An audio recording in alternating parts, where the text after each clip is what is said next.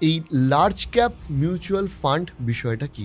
মোটামুটি যে কোম্পানিগুলো খুব এস্টাবলিশড, যারা মোটামুটি টপ 100 বা টপ 50-র মধ্যে আসে, তাদেরকে আমরা লার্জ ক্যাপের সেকশনে রাখি। বাট একটা কোম্পানি যখন ছোট অবস্থায় থাকে, তার যে গ্রোথ হয়, তার যে পার্সেন্টেজ অফ গ্রোথ হয়, সেটা কখনই লার্জ ক্যাপের ক্ষেত্রে সম্ভব না। এবারে তার সুবিধাটা হচ্ছে যে এই ধরনের কোম্পানিগুলো সাধারণত মানে লসেস চান্সেসটা কম থাকে, কারণ তারা একটা জায়গায় অনেক দিন ধরে টাইম প্রুফ করে তারা ওই স্তরে পৌঁছেছে। এবার এইখানে কি তাহলে আমি ইনভেস্ট করবো না? করবো।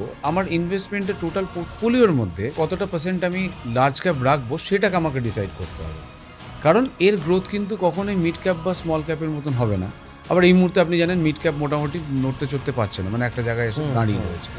তো এইটা কিন্তু একটা কন্টিনিউয়াস প্রসেস, যে আমাকে এই সাফল করাটা, কখন লার্জ থেকে মিডে আসবো, মিড থেকে স্মলে যাব, স্মল থেকে আবার লার্জে যাব, সেটা আমার বয়স নির্ধারণ করতে হবে প্রথমে।